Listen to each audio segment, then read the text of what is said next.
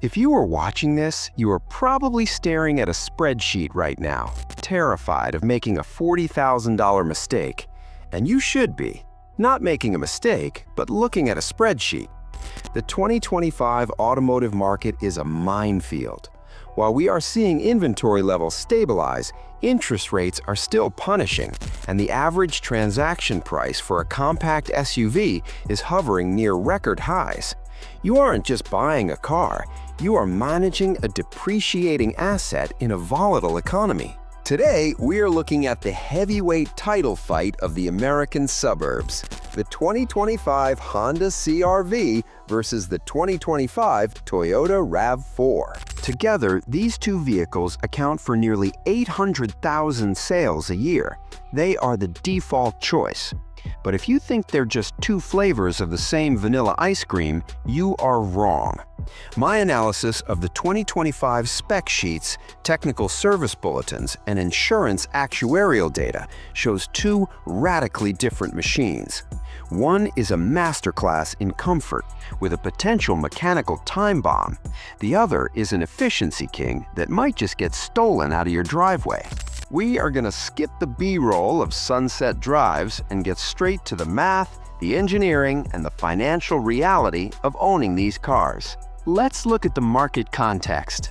The 2025 model year represents a stabilization strategy for Honda and a consolidation strategy for Toyota. Honda redesigned the CR-V in 2023, so for 2025 they're confident. They haven't changed the powertrain or the trims.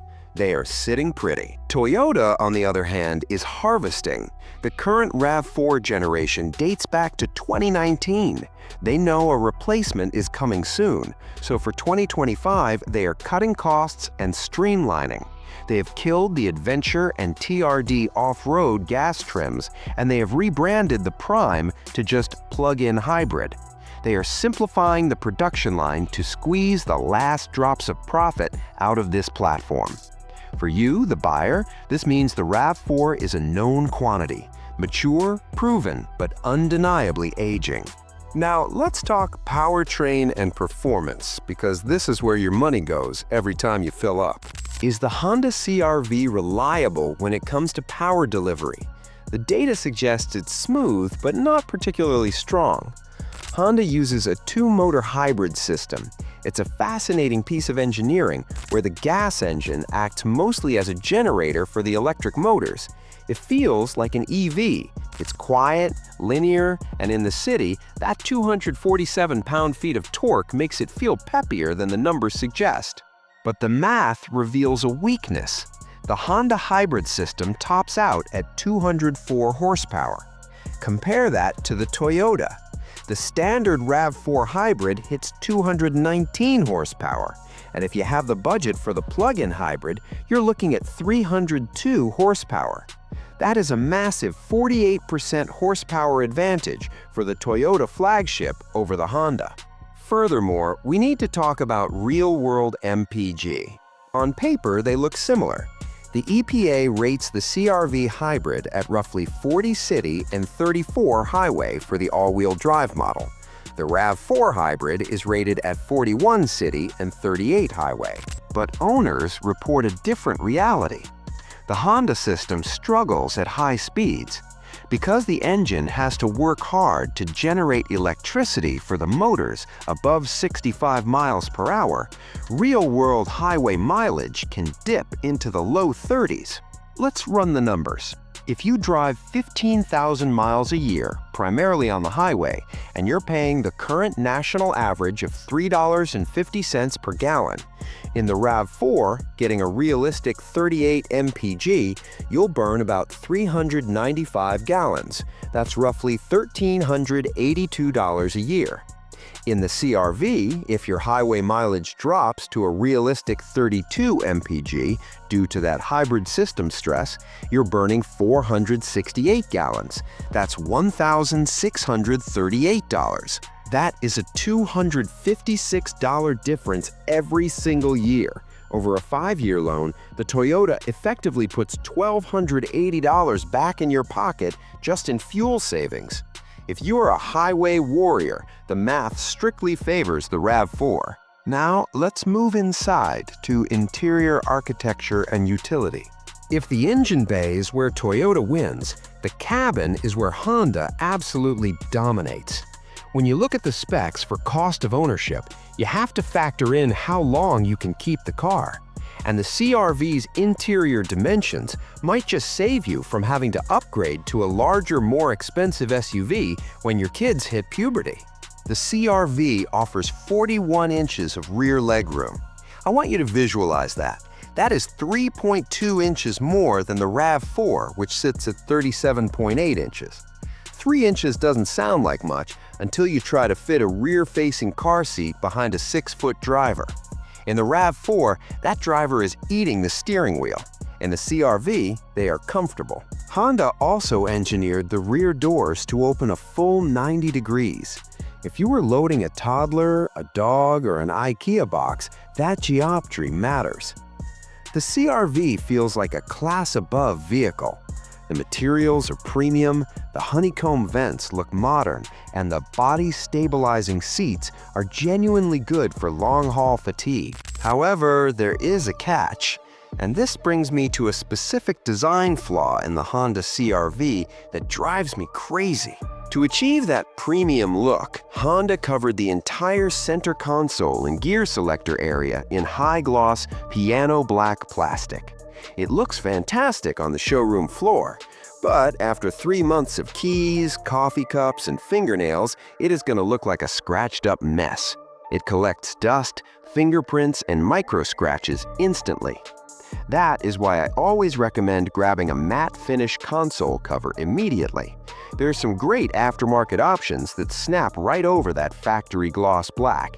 They protect the resale value of your interior and keep it looking clean without you having to wipe it down every 5 minutes. Now we need to address the elephant in the room: technology and trim levels. This is where Honda plays a cynical game with your wallet.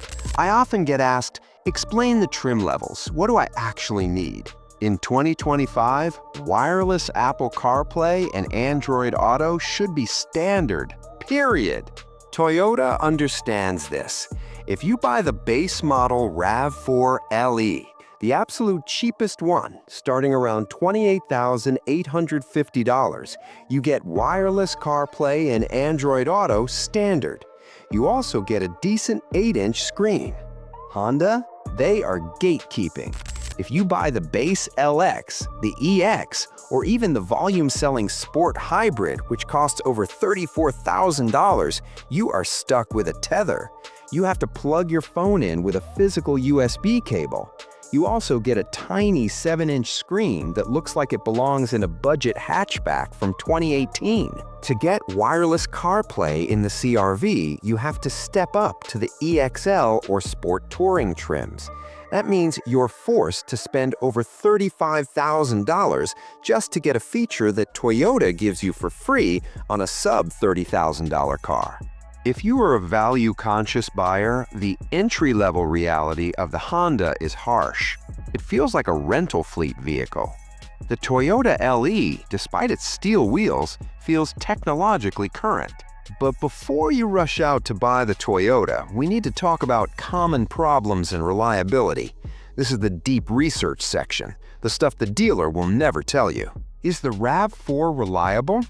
Generally, yes. But it has 2 massive glaring vulnerabilities that you need to know about. First is Cablegate. On the RAV4 Hybrid, there's a high-voltage orange cable that runs to the rear electric motor. On models from 2019 to 2022, the connector design trapped road salt and water, causing the cable to corrode. When it fails, the hybrid system shuts down. The repair cost?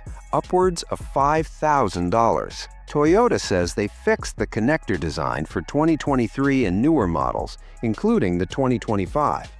But mechanics are still seeing that the new open design leaves the connector exposed to the elements. If you live in the Rust Belt, New York, Michigan, Illinois, this is a risk. You are driving a vehicle with a vital, expensive component exposed to salt spray. Second is security. The RAV4 is a prime target for can injection theft. Thieves peel back the front bumper, hack into the headlight wiring, and inject code into the car's computer network to trick it into thinking the key is present. They can drive your car away in under a minute without ever having your key fob. This is a serious issue in major metro areas. It affects your insurance premiums. If you buy a RAV4, you need to budget for an aftermarket immobilizer or a steering wheel lock. Now, Honda isn't innocent either. We have to talk about sticky steering. Thousands of owners of 2022 through 2025 CR-Vs have reported that the steering wheel feels notchy or gets stuck in the straight-ahead position at highway speeds. You have to apply extra force to break it free, which leads to overcorrecting. It is exhausting and dangerous. Honda has issued a recall for this, covering 1.7 million vehicles, including the 2025 model. They traced it to a worm gear that was manufactured incorrectly and swells with heat. Here is the risk assessment. The Honda issue is a manufacturing defect covered by a recall. It will be fixed for free, but it's a hassle. You might be buying a brand new car that immediately needs a steering gearbox replacement. The Toyota issues, theft and corrosion, are design vulnerabilities. If that cable rots out of warranty, or if your insurance denies a theft claim, that is financial ruin. So let's look at the financial life cycle. For maintenance, Toyota wins. Their Toyota Care program gives you 2 years or 25,000 miles of free maintenance. Honda's Service Pass only gives you 1 year or 12,000 miles. That's 1 free oil change versus probably 3 or 4 for the Toyota. For resale value, it's a tie. Both of these cars are absolute vaults for your money. Expect to retain about 54% of the value after 5 years. You cannot go wrong with either regarding depreciation. So, who wins? Which is the better buy?